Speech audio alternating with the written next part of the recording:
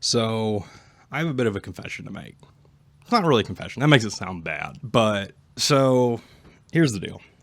I love coffee. I drink a lot of coffee every single morning. I drink my coffee. It is a part of my ritual. I am absolutely no stranger to caffeine addiction. I had a much worse caffeine addiction years and years and years ago. But years ago, probably 5 or 6 years ago, I was at my peak of my coffee adventure. I had the nice French press, the special water heater, special kettle to heat your water just to the right temperature. You've got you're weighing your beans out, you're burr grinding them, you're going out of your way to make this just incredible cup of coffee, taking all of this effort. And it was great. The coffee was great. The quality was great. The problem was at the time, I worked on the road.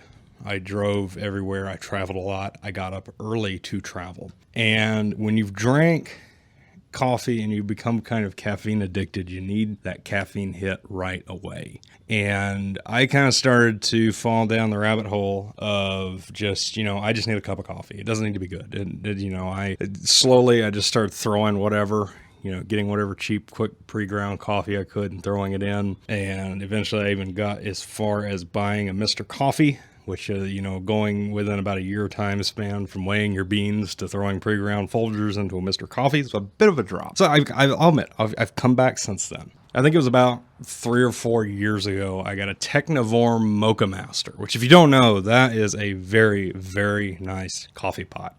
Really, I think they're handmade in, I want to say Sweden or Denmark or some European country. They're handmade overseas and not in China. But they're just really, really nice, high quality coffee makers. Those ones that hit the exact right temperature and the exact right brew time, and you use their special filters for it. It makes a fantastic cup of coffee. It's like a $400 coffee maker. I actually got it as a gift. I've used this coffee maker for 4 years now, and I came to the realization the other day that it's probably going to hurt some people that know about coffee.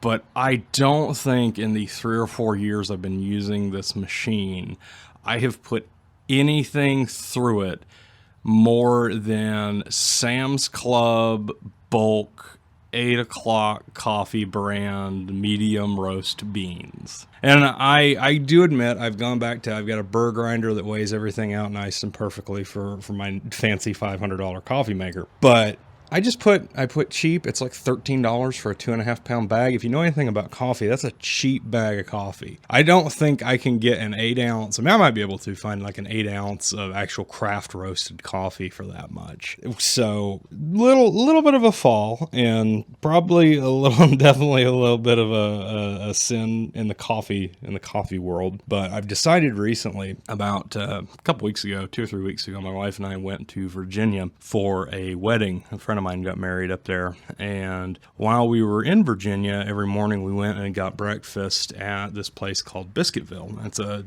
pretty rapidly growing southern chain. They're very prominent in kind of upper North Carolina, lower Virginia, but it's a restaurant fast food chain, and they offer breakfast biscuits. If you don't know what that is, it's kind of like it's just a regular biscuit, not like a British biscuit, but it's like a fluffy buttermilk biscuit with some kind of protein in the middle. That could be, so I usually get sausage. You can get ham, cheese, whatever you want in it. It's really good.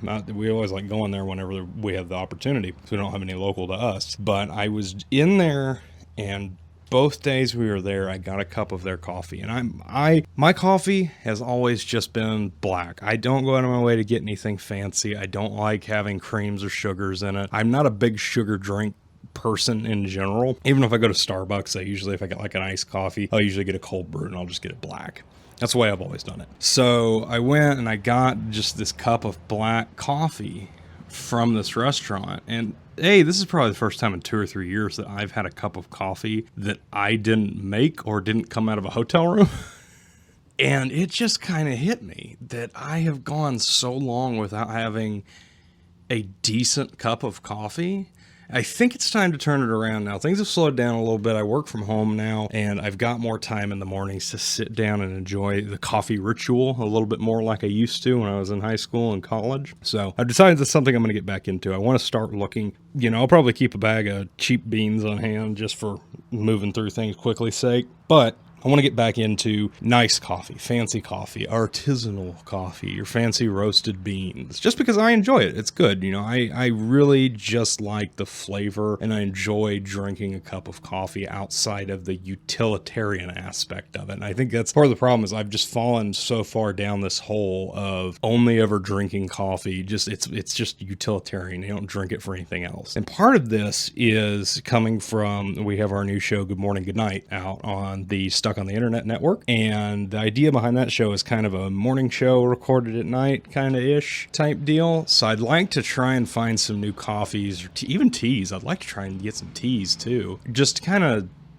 see what I can see if what's changed in the last few years. It's probably been 5 or 6 years since I've really been big into the fancy coffee and the fancy beans. So if anybody has any suggestions, anything you can get online, or something I can order from nationwide in the US, let me know. I'd be interested to try some other coffees and kind of get back into the game a little bit.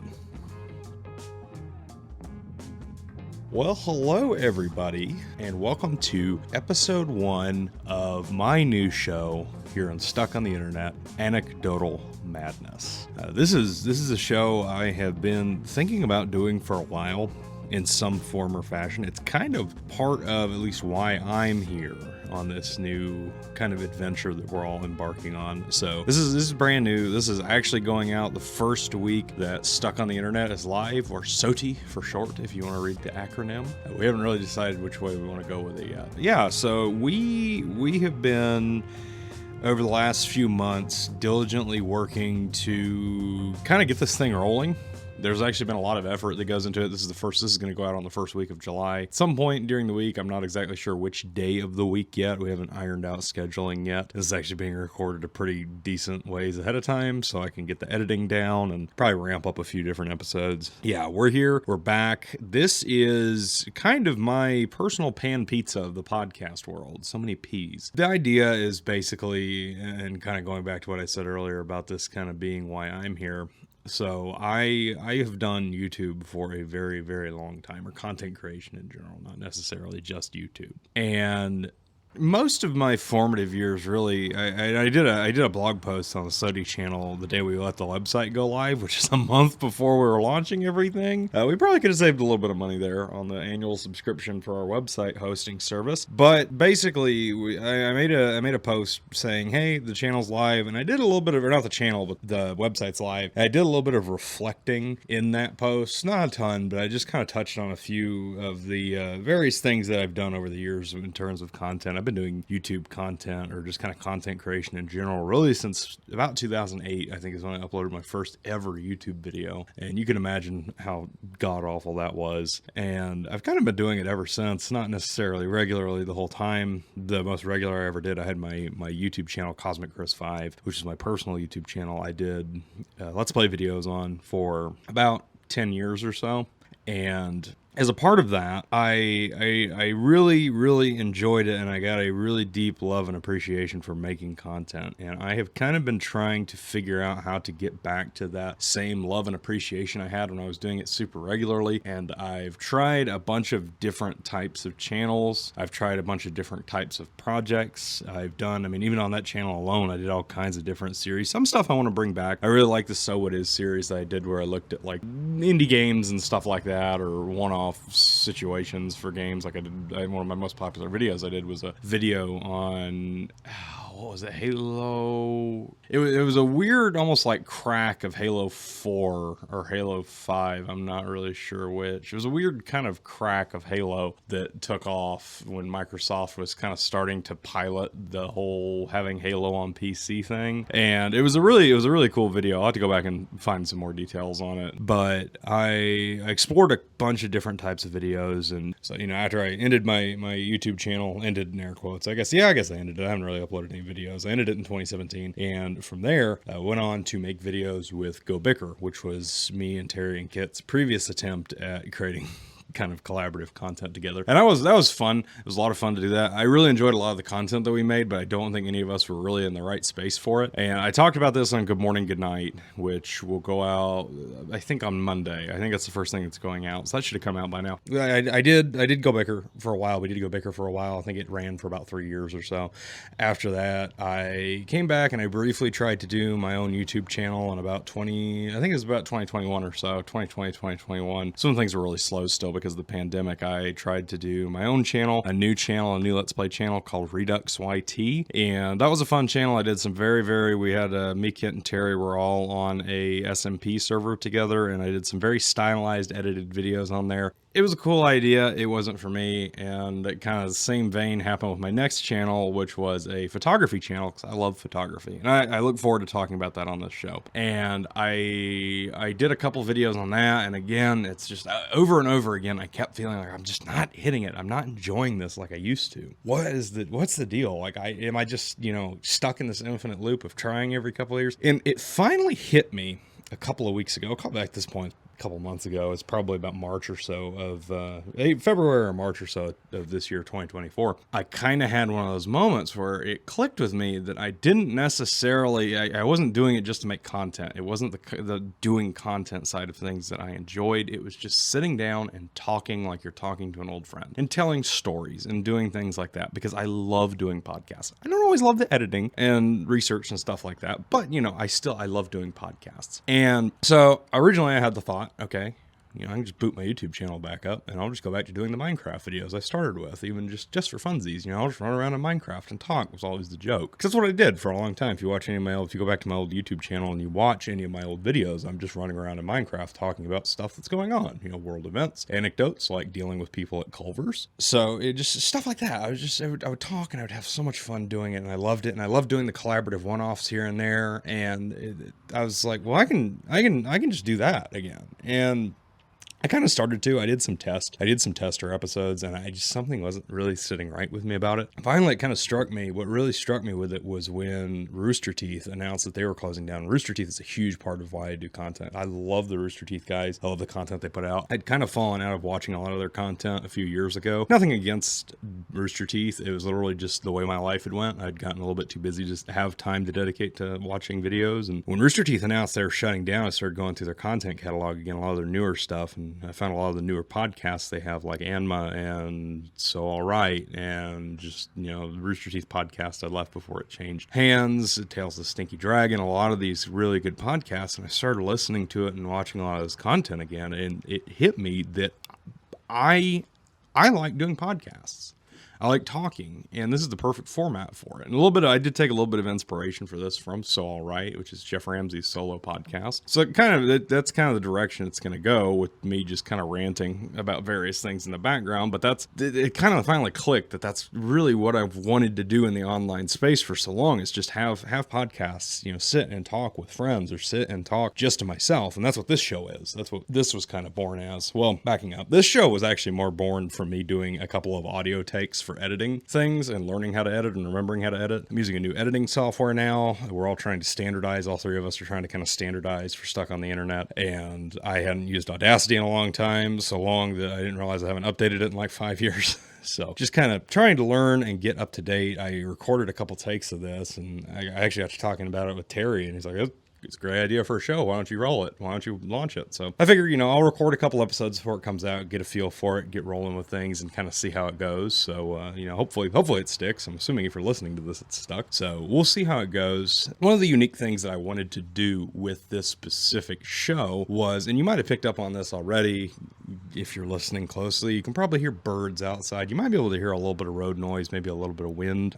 So I've decided I want to take this show mobile. I don't want to just do this show sitting behind my desk. A big part of why I want to do Stuck on the Internet and why I want to get it off the ground is because I want to do things creatively, and I really want this company to succeed, and we're running this like a company, and make no mistake about that. We're doing this because we enjoy it, but we're definitely doing it, we're kind of running it as a company and trying to make something of this as our end goal. I spend so much time stuck behind a desk. So much time stuck behind a desk. I was never a desk person. I have never been a desk person as long as I've been alive. I spent many, many years in my professional career as a field technician working in IT. And the last 2 or 3 years, I've had a desk job full time, and I sit behind my desk all day. And even with stuck on the internet stuff, once I'm done with that, I turn around and I work on stuck on the internet stuff for 3 or 4 hours every night, trying to get that set up and running. And that's more time behind the desk. So I just finished. I love being outdoors. I'm a huge outdoorsman. I love barbecuing and grilling. I love hiking and fishing and just being outside. I own a beautiful piece of property out here in rural South Carolina, and I just finished a really nice outdoor kitchen. I love this kitchen. It's a beautiful space. It's a really nice area just to come and hang out, and it's got this beautiful backyard view of my yard. We overlook our neighbors to the rear of us have a pond, and next door is 100 acres of open hayfield, and it's a beautiful view. And I thought, you know what, I've got the equipment, but I want to take this show on the go. I want to go outside. I want to go and record in different places is kind of the idea behind this. So there's going to be a little bit of background noise. It's going to be a little bit different than anything traditionally, but I like the idea. It's something different. It's something new, which is just kind of what we're trying to do here.